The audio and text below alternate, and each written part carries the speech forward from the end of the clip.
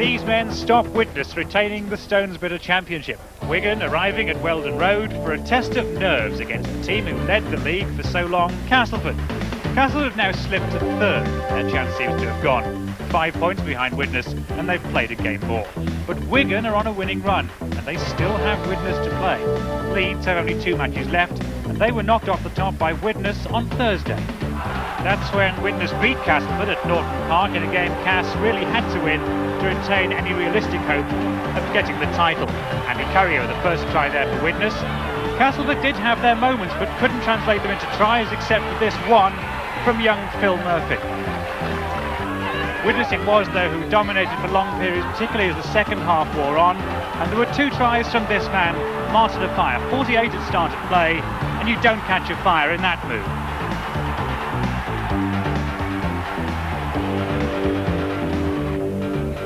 Towards the end, the moment that many of the crowd had come, especially to see the second try of the match and the 50th of the season for Martin O'Fire, the first man for nearly 30 years to score half a century of tries from the wing.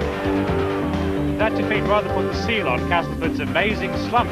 They've dropped 11 points in the last 6 matches. Before that, they'd appeared to be running away with the title. So no doubt some hard words have been spoken at the regular pre-match team meeting by the coach Darryl van der Veld. Obviously, I'm bitterly disappointed. You know, it's all that hard work we put in at the start of the year, and now it hasn't come to fruition. But you know, we can still run second, John, and that's the most important thing. You know, it's crunch time today. We must win this game today, and if we're going to be any chance in this premiership race, which is at the end of the after Wembley, well, we must win this game today. There's still pride, winning money, and a top 4 spot to play for, of course, even though several regulars are missing today. Kevin Beardmore, the Great Britain hooker, is out with cartilage trouble, so Dean Blankley plays his first full game. John Joyner is back from injury at loose forward, and Phil Murphin, Thursday's try-scorer at Widnes, drops a substitute. Well, up front, Cass will rely on Keith Beefy England.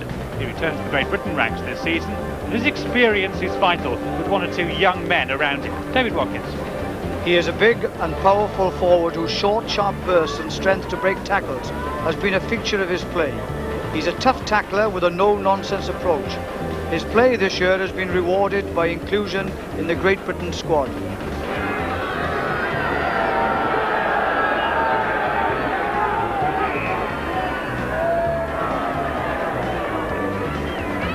And here come the visitors who lost a titanic struggle here by 2 points last season. They still have hopes of the Cup and League double, of course. Ellery Handley plays at centre today, having shaken off a knock. This with Tony Iro injured and Kevin Iro not cleared to play by the New Zealand board. Joe Lydon passed a fitness test this morning, and as substitute, John Gilfillan, a 23-year-old signed from the Oral Rugby Union Club after 3 18 games. A week ago, it was Joe Lydon who kept Wigan in the Challenge Cup with a drop goal from his own half and 9 points altogether in the match. He's one of the game's most versatile players. His speed, flair and controlled aggression make him a complete player. He's a good goal kicker and is capable of drop-kicking goals from anywhere, as that prodigious effort in the semi-final of the Challenge Cup illustrated. His try-scoring feats at club and international level put him among the game's elite.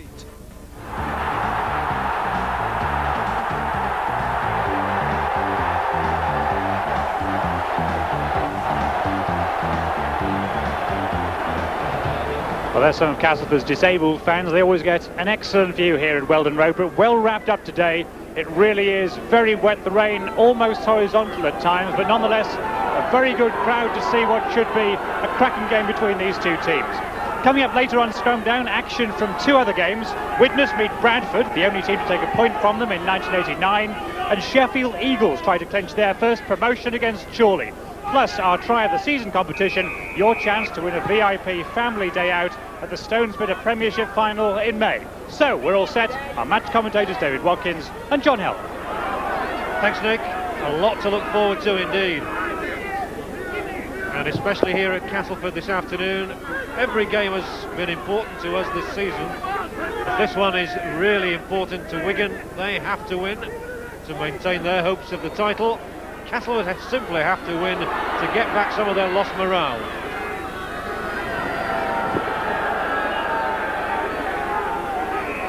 And referee Frank Tickle from St Helens awards the first penalty of the game, and he awards it to the home team.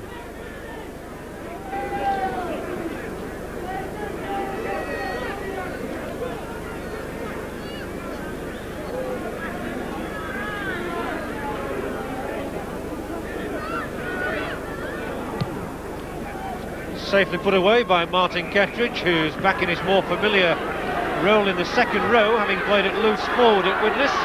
And here comes Kevin Ward. David, Kevin Ward is one of those fellas, he'll try right to the end of the season for Castleford. Well, yes, I think they have. It's been a disappointing end to the season for Castleford. They promised so much at the start of the season, and it's all fallen away in the last 4 or 5 weeks. Here's one of the youngsters who's come in, Roy Southernwood, preferred to Bob Beardmore.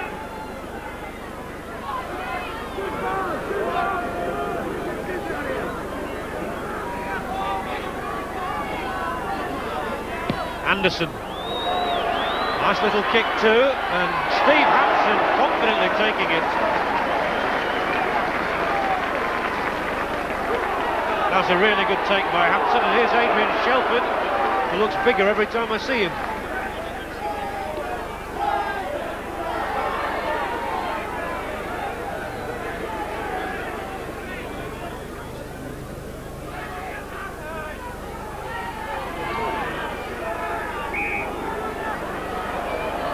This time the penalty has gone to Wigan.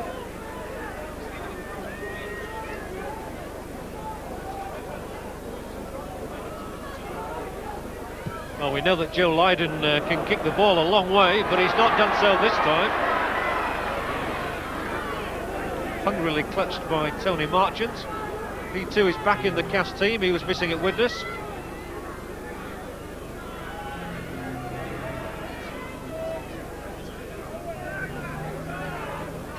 Kettridge. I think we might see quite a bit of that today. The ball's going to be very greasy.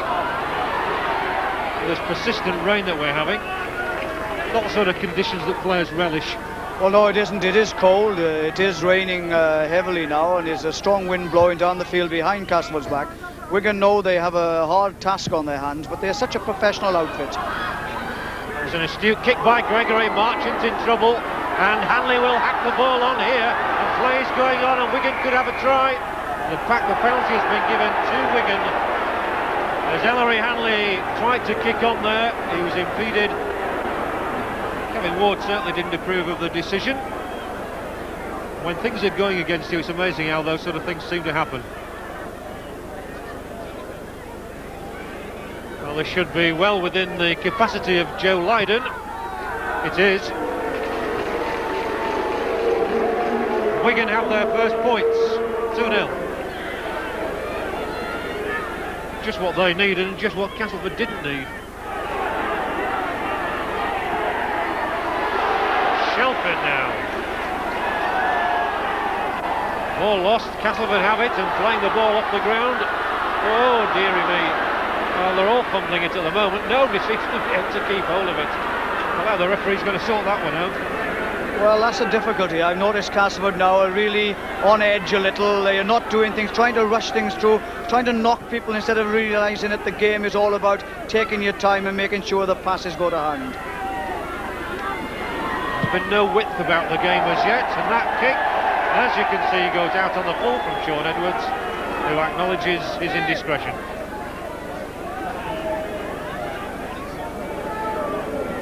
Sean Edwards on his way to Wembley again, and in a good try-scoring vein at the moment. 7 of those 18 tries have come in the last 7 games. Wigan's ball. Hanley, he'll set off. Just caught him by the ankle.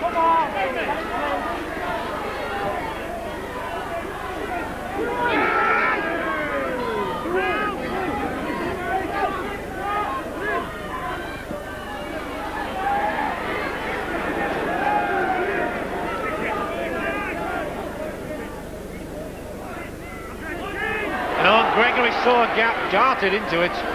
Might have been better advice to go right. Oh, and he looked hurt to me there. Gregory looked badly hurt. You could see the agony on his face immediately. That looked as though it could have been a bad one. Physiotherapist Keith Mills is on the pitch already. You really could see the expression on Gregory's face. Well, here he is. Andy has now sized up the opposition, starts to take them on at short range. Now, just here, he gets caught by this tackle and comes over and is pulled backward with the hooker, knocking him from the front, and that's obviously hurt him.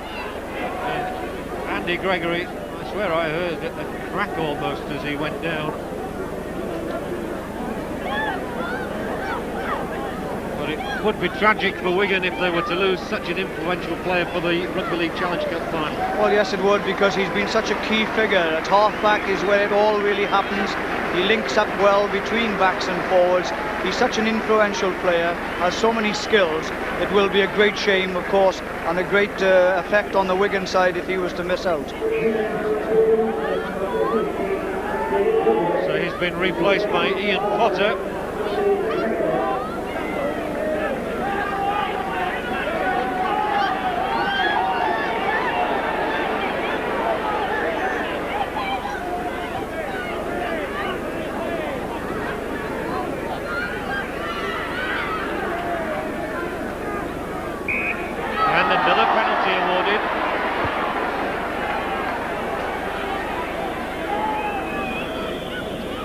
And it'll be Joe Lydon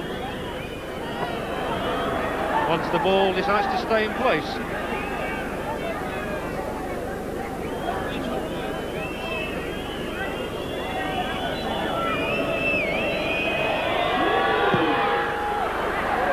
Well, it's curling and swirling, and it's gone over the sticks as well. Good kick. Didn't look as though it was going to have the legs, but in the end it just trickled over that crossbar. And 2 Lydon goals give Wigan a 4-point start.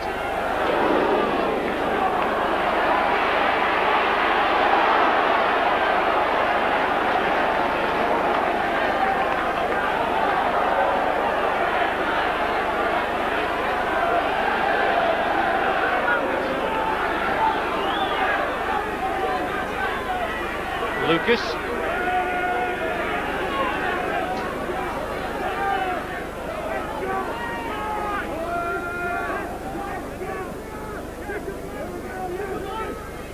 Oh, and Edwards, clever, really clever that by Sean Edwards. That's a long kick for everybody to chase, and Chapman should get there first. I was a bit surprised at Sean Edwards then. I thought he might have carried on running a little bit. Well, I think he was thinking, as they're playing against the wind. The long kick down the field means that Castleford are in their own 25 again, and it really means that we're going to have to keep them there now and takes the pressure off their own defence. Good run here from Giles Boothroyd. He didn't make a lot of ground because he was running diagonally. This time it's a penalty for Castleford. Well, there have been so many stoppages in the match. Really is the softening up process in the early moments of a game. It is really. The referee has done 1 or 2 good things. I mean, he is picking people up on points all the time, high tackles, going in. That's quite an incredible kick then. It just goes to show you the sort of frame of mind in which the Castleford players are in at the moment. They really don't know what's hit them, I don't think, this last few weeks. It also showed the strength of the wind. Really carried the ball back.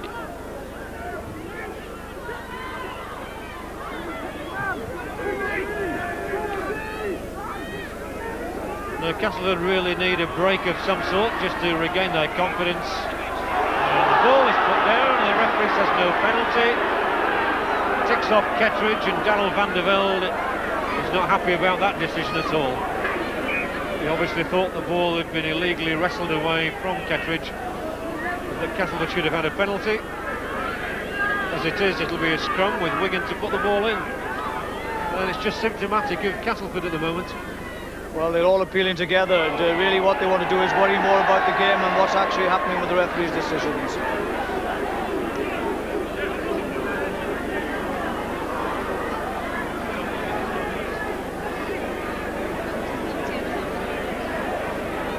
We've only had 17 minutes, we've had 10 penalties.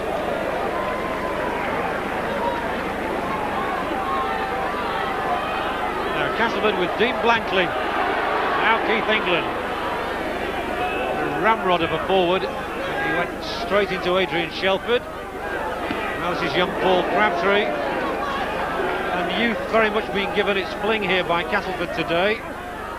Southernwood, John Joyner, he's hardly one of the youngsters in the team, but they have surrounded him today with some inexperienced lads like Dean Blankley, who's just 20.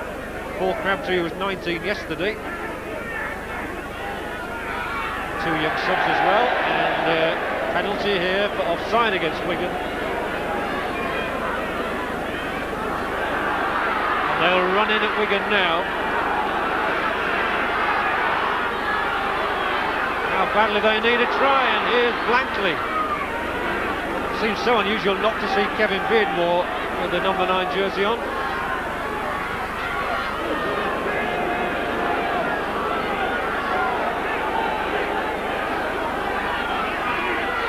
Joyner, kidded them there, gets the ball in from Tony Marchant, who almost hopped over the line, tried to wriggle his way through. Can Castleford get themselves a try? Grant Anderson, at least their leading try scorer this season. Wigan's tackling good and effective. And now on the last tackle, Southernwood kicks, Ruckley takes and Ruckley squeezes in. Well, it really is what Castleford wanted, a terrific fillet for them. Fullback David Ruckley is the scorer. A lot of the credit went to the young scrum half, Roy Southernwood.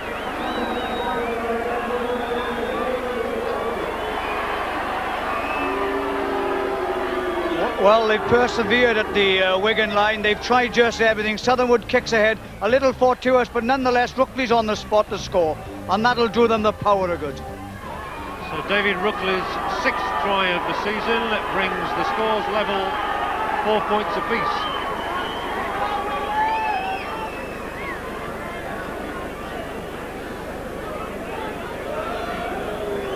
Martin Kettridge with the rain dripping off the end of his nose. Attempts to add 2 more. And that's not going to quite come round sufficiently.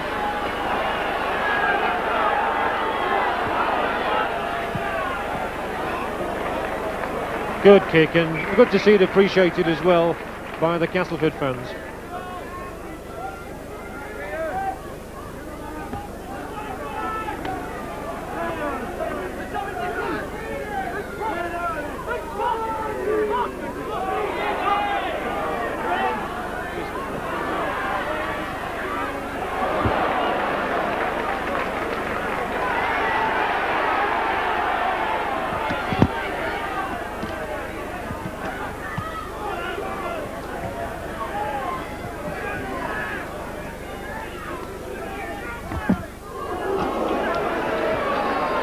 Few ums and ahs around the ground again. Ruckley, the try scorer, kicks for touch and puts it straight out of play. Well, difficult conditions all round. Just the 1 try scored in these opening 25 minutes.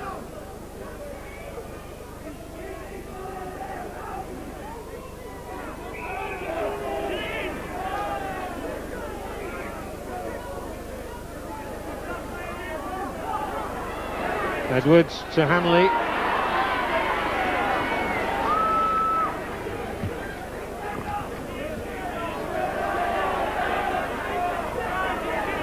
Edwards again, and he keeps finding these gaps. Brilliant that. And Jedburn pops up on the right-hand side. Took a smack in the mouth there. And Edwards again curses himself. I think he might have been able to go all the way. Ian Lucas drives in, and Ian Lucas keeps going. Powerful fellow, but it's picked up, snaffled here by Grant Anderson for Castleford.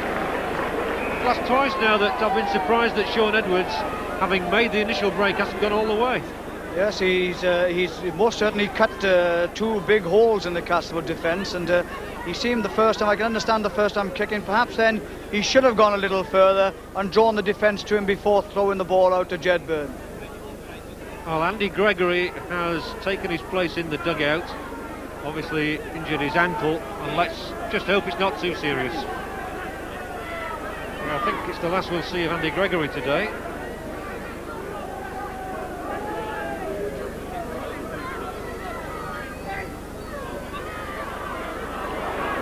Oh, good ball slipped by Kevin Ward for Dean Blankley.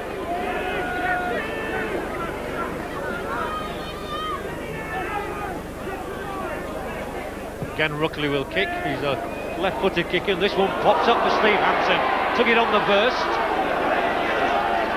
Fine tackle by Boothroyd.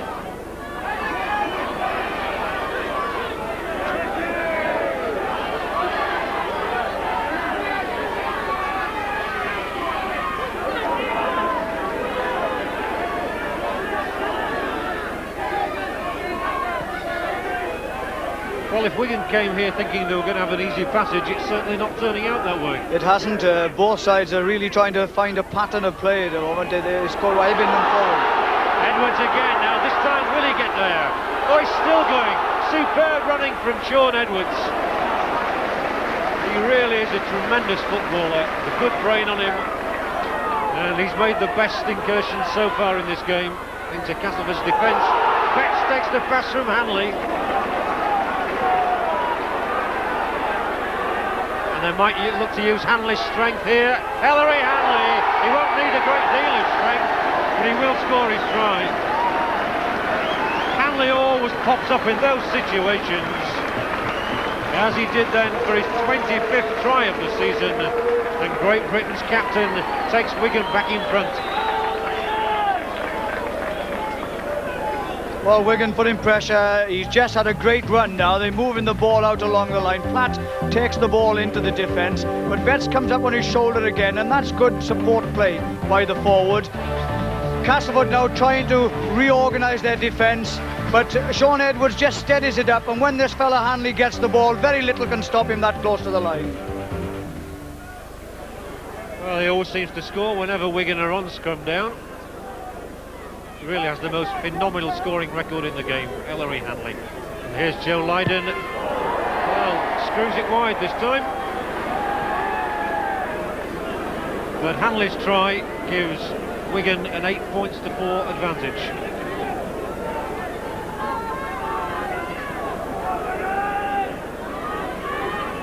Well, unfortunately we did have a short power break there, but you're back live with us now. All that's happened in the time you were away was that Joe Lydon kicked one penalty goal to make the score Castleford 4, Wigan 10, but we're now back live with the action.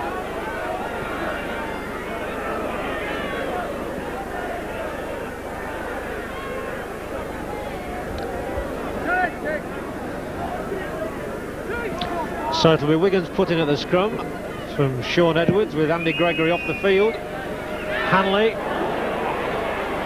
This time Hanley can't get past Grant Anderson. Took a bit too long to weigh up his options then. Andy Goodway.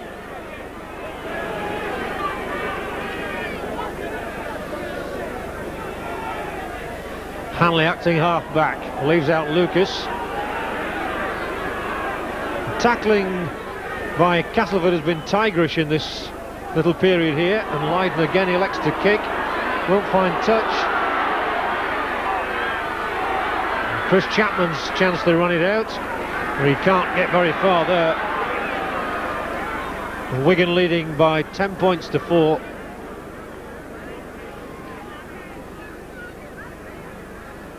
And again they've pinned them down back inside their own 25, and they're relying on these barnstorming runs by Kevin Ward. Pure brute strength took him that far.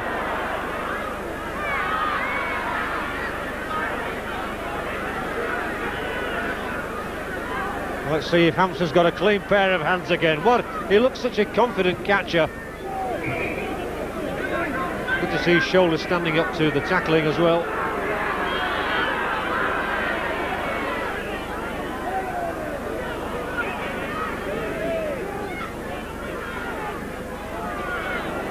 Shelford for Wigan. Seen a lot of him. At least the rain has eased. As Nicky Kiss makes a good break at acting half back. Tried to get the ball away for Ian Lucas. An appreciation from the Wigan fans. Now it's Sean Edwards. Lucas. Byrne. And Hanley had run in front of him. But there was no obstruction, but they are on the last tackle now. And Edwards straight to Chapman. Potter's tackling good as always. Half time it is here at Weldon Road. So the team's going away for the break with the visitors Wigan leading by 10 points to 4. Try a piece then, Ruckley for Castleford, Hanley for Wigan, 3 goals from Joe Lydon. Wigan lead 10-4. Join us for the second half after this break.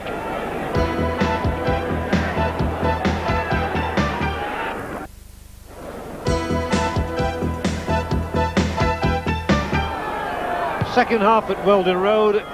Castleford's turn to kick off, trailing by 10 points to 4. And Wigan fans considerably heartened by the news that Bradford are leading at Widnes at half-time. And that is Tony Marchant with the blue headgear. I wonder where he took a knock in the first half, David. Well, it is a protective cover, and I suppose it must be helping him. He probably would have had a cut or a bang in the first half.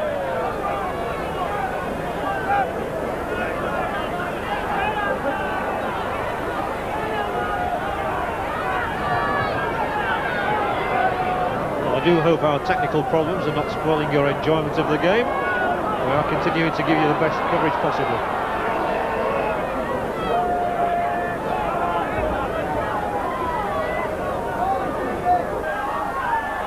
He really loves his rugby league, Keith England. Keeps working. Dean Blankley has had a good game as the stand-in hooker for Kevin Beardmore.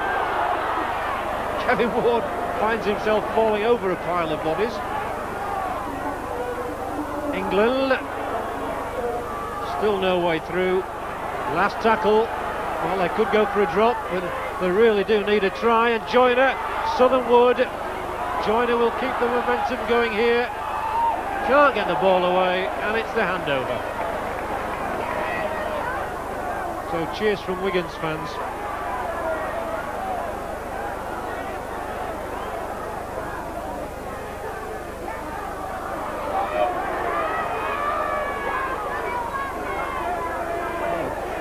Foreman then in at the tackle.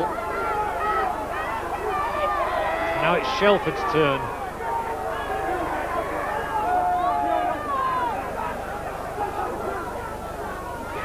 Hanley showing all his own zip and his strength, and Hanley, he really is one of the strongest men in the game.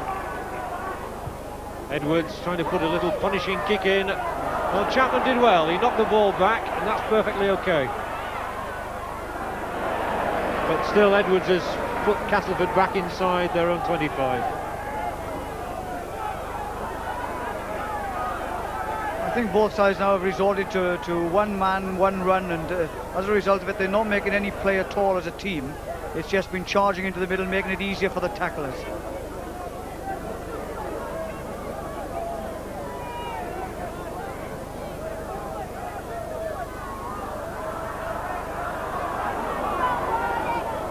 Oh, Ward lost it there. It's happened twice in the tackle to him. Ellery Hanley tried to get that ball away for Dean Bell. Not even Hanley could do that. Often such a marked man, of course.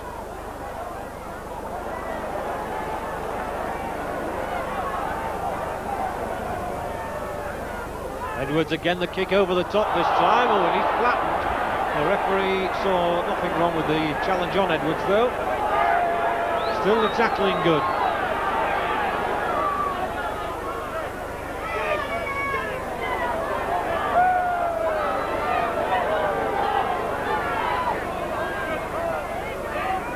Edwards for Byrne, for Hanley. Still tries to get that one away. How does he stand up in it? Well, that's extraordinary from Hanley. He's forced out now, but he just seems to stand up in the tackle. They tried to knock him over and they can't do it. He's absolutely incredible. He says much for the power of the man concerned, that he can knock off tacklers, stand them still, and waltz his way through the tightest of defences.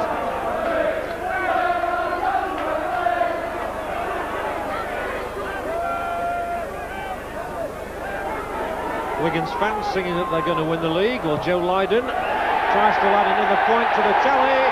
Now we have the first points of the second half. Well, not quite as prodigious as his one that helped to win the semi-final, but a good effort nonetheless. Well, equally important, and they've made their pressure pay once again. And isn't it incredible when you have so many talented players behind the scrum? Somebody can produce something at any given time, and he certainly produced the goods on that occasion.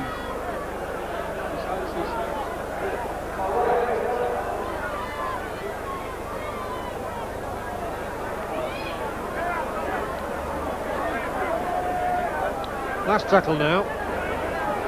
Still Wigan leading 11-4, and Edwards kicking straight down the field. The catch by Ruckley is as good as usual. Tony Marchant coming in field. Gets about 10 yards.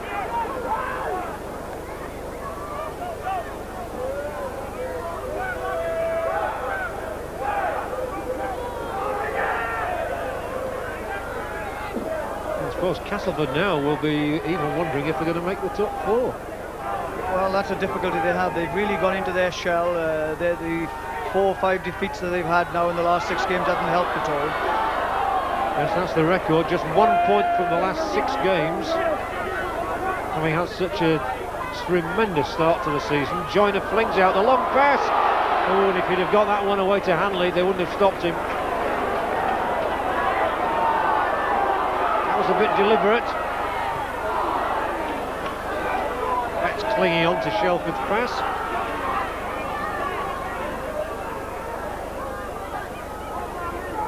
Andy Platt now.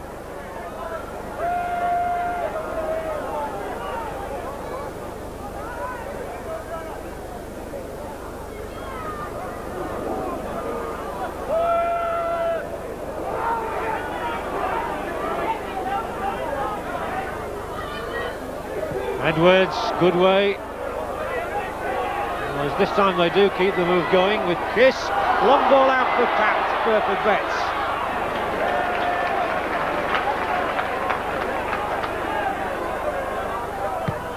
And this could be tricky. Now that really is an awkward one to handle. Is the try given? Yes it is. Dean Bell taking it behind the try line. Perfect catch by him, perfect try for Wigan. Hanley smiles, Bell's happy, and Wigan have gone 15-4 into the lead. Well, who would have thought it would have come from that situation? Lydon looking at the defence, kicked it up in the air, the defence was flat, hesitation, Wigan as always backing up every ball. Dean Bell took it and really overran a post, and I would say that's the final nail in the coffin. Lydon, 2 more points from his right boot, and at 17-4, the game surely belongs to Wigan. Yes, and that's shown by the number of people now walking off the terraces. Another disappointing performance, I suppose, by Castleford at home.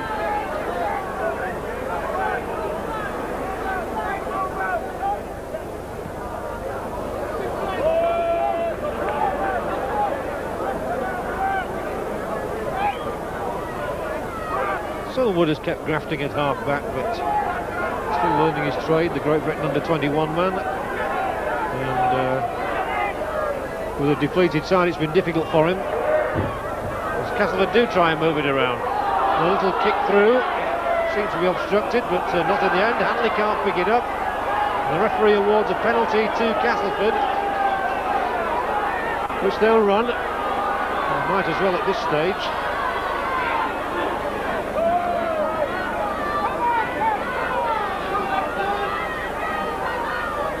It's Lydon whose tackling is effective.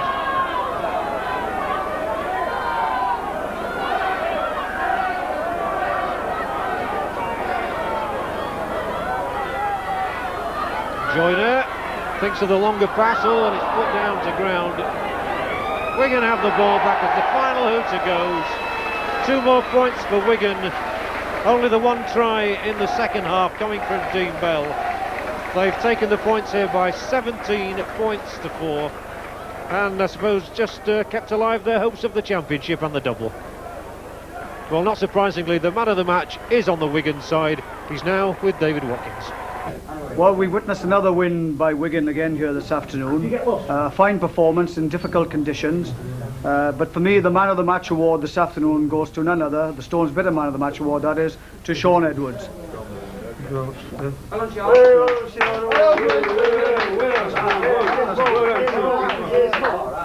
Well, a good performance again today, and you must think the championship is in your grasp. Well, we just got to take every game as it comes. I'd like to thank the rest of the lads for helping me out to win this award today, and also I'd like to thank my dad for letting me play rugby. Well done, and I hope everything goes well for you. Thank you very much. Now, your side today didn't include either of the Iro brothers. Now, what is the story? Because Kevin Iro apparently is not cleared to play for you. Now, what is the story behind this? Well, Tony Iro was not playing because he's got a bad dose of the flu, but he has actually got a full clearance to play here in Britain. Kevin Iro is on what they call an off-season clearance, in which he's only cleared till the 31st of March. And for that reason, we couldn't play him. The New Zealand Rugby League have actually said that they will grant him a further clearance on the 19th of this month as preparation to the match at Wembley. But in the meantime, he's got to sit here twiddling his thumbs. It's your belief, though, isn't it, that Widnes have been playing Joe Grimmer without a clearance too? Well, it's not my belief. I can only go by what I'm told, and everybody's well aware that Joe hasn't got a clearance over there, and he's allowed to get away with it. So the way I see it, it's very, very plain. You either have to have a clearance or you don't have to have one. It's simple. Put it this way, if we had to put Kevin Iro on the field today, I'm quite sure we would have lost our 2 points. So are you saying that Widnes, having played Joe Grimmer in matches this season, could have had points deducted for them?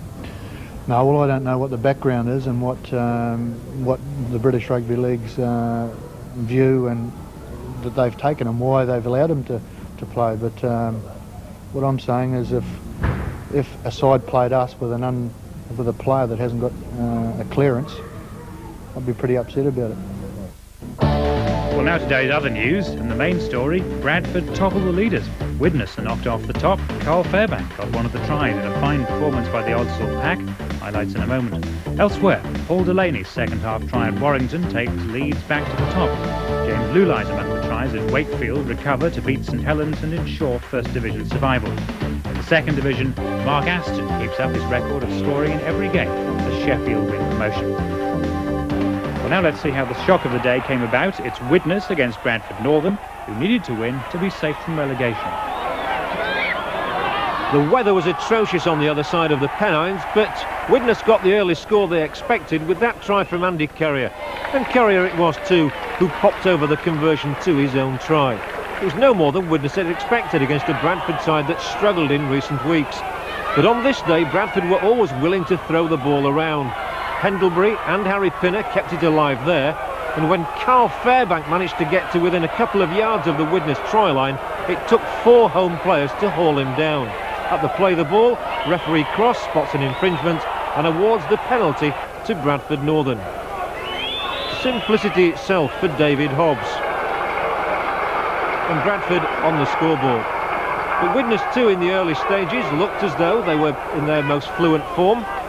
Prop forward Pike and second row man O'Neill both involved in the move there. And at the play the ball, Mackenzie finds Pike at his shoulder again, and a good supporting run here opens the way for Mike O'Neill to score another try in what's turning out to be a really good season for the former Great Britain international. Everything seemed to be going just the way Widnes had expected, especially when Currier tagged on another 2 points. Widnes led 12-2 at that stage. A bad day for watching and a bad day for playing though. But Bradford seemed to be revelling in the conditions, especially scrum half Paul Harkin approaching his best form again. And Steve McGowan, well, he proved himself a contortionist with that try. He must have an elastic arm. David Hobbs, 100 goals for him now this season with that successful kick. But at half-time, Widnes led 12-8. In the second half, it was still Bradford putting pressure on the Widnes line. They were revelling in the conditions. Prop forward Hamer there. Now watch out for Harkin again, who cleverly switches the point of attack. The supporting Pinner gives the pass to Carl Fairbank, who's in for his 18th try of the season, but furious about a tackle after he'd actually put the ball down. Hobbs, sure-footed as ever, tacked on the goal points, and Bradford led for the first time in the match at 14-12.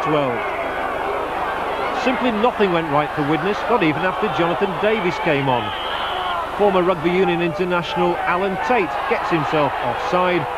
Again, referee Cross says it's a penalty for Bradford. David Hobbs in confident mood, facing an awkward kick, but not even the boos of the crowd could put him off. A long-distance effort that sailed between the posts, and at 16 points to 12, it really was turning out to be the shock result of the day.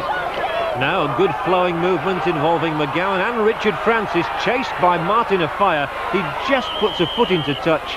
Up goes the flag. No try there, but there was a late one for Roger Simpson. And Bradford Northern at the final whistle was still tackling as hard as ever. Widnes continuing to spill the passes. And as the hooter sounded, Widnes knew they were beaten. Bradford Northern had triumphed by 22 points to 12. A result that virtually confirms they will still be playing First Division Rugby League next season. Well, there were no such surprises at Owlerton Stadium, where Sheffield clinched promotion for the first time in this match against Chorley.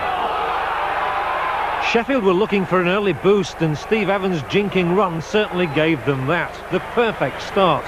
Mark Aston took the kick and maintained his record of scoring in every game this season. The next to come, a really long-range effort and a splendid try too. Mark Fleming at loose forward made the initial break, and then the burly Nick Grimaldi held off two despairing tackles to bundle his way over. Excellent try. And Aston was really on song with his kicking, and at 12-0, the Eagles were soaring, just like the ball. Chorley's first points came from a Billy Price penalty after Sheffield were caught offside.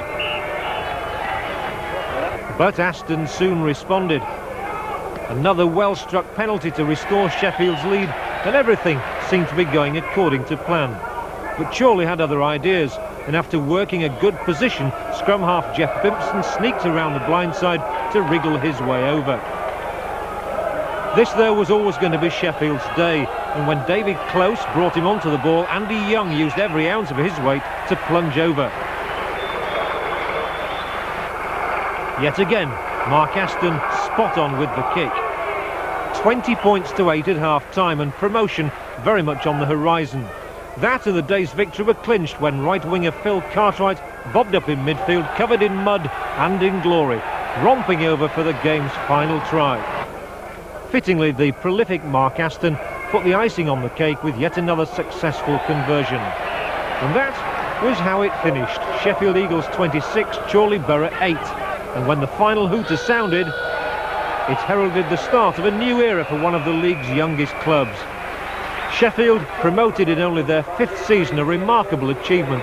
They deserved their lap of honour and their champagne. It's been a fairy story for the club and the manager who brought them into the league, Gary Hetherington. Gary, much jubilation at the end. What did it feel like? Yes, very pleasing. Very pleased for everybody concerned with the club, the players and the supporters. And one of jubilation, as you would expect. It looked at one stage this season that we wouldn't get promoted, only about 6 weeks ago. But the team have played particularly well. We've won 16 of our last 18 games and thoroughly deserved to get the success. It's come a little bit early, actually, as the results have gone over the past few weeks. It were very nice to be able to win on our last home game in front of our own supporters. Now, you're known as a man who dedicates yourself to rugby league entirely during the winter. Presumably with First Division rugby coming up, you'll be doing that during the summer as well now. Yes, well, anybody who's managing a rugby club, it is very much a 12-month job, of course. And yes, we've got a tough task on our hands next season, and a lot of work's got to be done, but a lot of work's had to be done in each of the past 4 seasons, summers. Looking for new signings? We're always looking for new signings, yes. We're always looking to strengthen the team, and our team has been strengthened over the past 4 years. And we're going into the First Division, of course. We've got a nucleus of players who will do well in the First Division, and I'm quite confident. Of course, we do need to strengthen the side, but we're always looking at strengthening, and just because we're going into the First Division doesn't mean to say we've got to go and replace players who've done particularly well for us, and who I feel will do even better next season. Well, now today's full results. The Stones Bidden Championship. Castleford 4, Wigan 17. Salford 22, Halifax 4. Wakefield 21, St Helens 14. Warrington 8, Leeds 10. Widnes 12, Bradford 22. Division 2. Batley 19, York 20. Bramley 2, Lee 34. Fulham 22, Carlisle 26. Huddersfield 15, Hunslet 14. Heathley 14, Barrow 10. Rochdale 44, Doncaster 18. Sheffield 26, Chorley 8. Workington 10, Dewsbury 2. So the top of the championship is looking very interesting all of a sudden. Leeds are back on top, but they need a miracle with only 1 game left. Widnes are now second, 3 points ahead of Wigan. They each have 4 games left, one of which is against each other. Widnes have a far superior points difference, and that might prove very significant. At the bottom, Halifax and Hulkingston Rovers are definitely down, and Oldham can also wave goodbye to the top flight unless they win their last 2 games and Bradford lose their last 3, all by huge margins.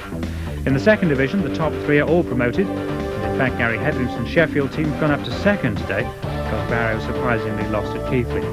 York are hot favourites for the other top 4 spot, which guarantees a home tie in the Premiership. Well, now our try of the season competition, your chance to win a magnificent family day out at the Stones Bidder Premiership final with full VIP treatment. 10 tries to choose from. The first, try A, scored by Gary Schofield for Leeds against Castleford in the Yorkshire Cup final. Bobby Beardmore along the line. Oh, and an interception by Gary Schofield! Chapman's going across to try and nail him. Schofield's gone 40, 50, 55, 60 yards, and Schofield is in for the first try. Try B comes from the second division, scored by Ian Wigglesworth for York against Leeds. A really low sun here on the Wigginton Road. As York with Atkins get going once more. Mulheron back inside, finds a colleague in Price. Now Wigglesworth is up there, and Ian Wigglesworth's done it. He's broken the lead ranks, and that's a super score. Try C, a substitutes try. Paul Medley, the scorer, for Leeds at Odsall against Bradford. Harkin's kick will be fielded by Spencer, and he's got support on his outside from Gibson. But goes it alone, and goes it very well too, and now Gibson continues the move and comes through the middle. And this is good from Leeds, and Paul Medley is streaking for the line. Paul Medley's going to make it as well, and the substitute has done it yet again. Now try D, Alan Langer for Australia against New Zealand in the World Cup final. Langer again, twice involved. Wally Lewis making a good run and looking for the support, and the support's there from Pearson. Langer's in. The first try of the World Cup final has gone to Alan Langer. Try E, the man who came from Keighley, Ian Bragger for Salford against Leeds. Bentley's making a break for Salford. Good running from Keith Bentley, or a searing run from Bentley. Great pace he showed there. Back inside, and Salford have a chance here with Gibson. Going for the line, back inside. Oh, if he holds on, has he? Yes, he has! And that's a fine try for Ian Bragger. Try F, well, Martin Afire had to be in there somewhere. This one for Widnes against Salford. Now a break, and the speed of Myler, and Afire's on the left. And the fire is away, and he'll be chased all the way, but surely no one can stop Martin Afire. Try number 3. Try G, Jacques Molyneux, an early effort for France against Great Britain at Wigan. But the French have had one or two of the better running moments, and here's Hugh Ratier going down the touchline again, and gets the pass in to Verniol. And Verniol is still going, and there are chances here because Molyneux is romping for the line. And it's a try for Jacques Molyneux. Another Frenchman scored try H. It's Hugh Ratier for France against Great Britain at Avignon. Kenneth Ward, who's taken a bit of a bang on the head. The French now willing to move that ball around, and Ratier sets off, and Hugh Ratier cutting inside. Oh, this is splendid running from the French captain. Ratier inside, outside, and Hugh Ratier scores a quite sensational try. Try I is from the Great Britain captain Ellery Hanley for Wigan against Leeds at Central Park. Well, again, it does speak volumes for their fitness to get through 3 matches of that sort in this short space of time. It really does, and they're putting pressure now on there, then with Hanley away. Gregory to Hanley. Hanley's going, and Hanley might just get all the way. Hanley, is he there? Yes, the referee points. And finally, try J, Brian Blacker for Hull against Castleford here at Weldon Road. Pearce.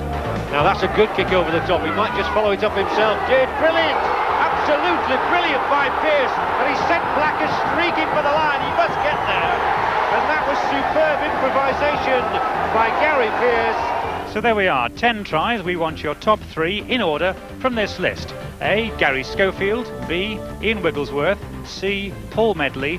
D, Alan Langer. E, Ian Bragger. F, Martin Afire. G, Jacques Molyneux. H, Hugh Ratier. I. Ellery Hanley and J. Brian Blacker. The winning entry will be the one that matches David Watkins' choice for the top 3 tries, and send them please on a postcard or the outside of a sealed envelope to this address: Scrumdown, Try of the Season, Yorkshire Television, Kirkstall Road, Leeds, LS3 1JS, and we'd like them please by the 13th of April. I'll give you 2 once more: Scrumdown, Try of the Season, Yorkshire Television, Kirkstall Road, Leeds, LS3 1JS. Good luck. And that's it. I'm sorry about our technical problems today. We'll have them sorted out by next week when we see Hull Kingston Rovers play their very last game at Craven Park, and we find out if Widnes are wobbling. Certainly after today, the championship really is wide open. Good night.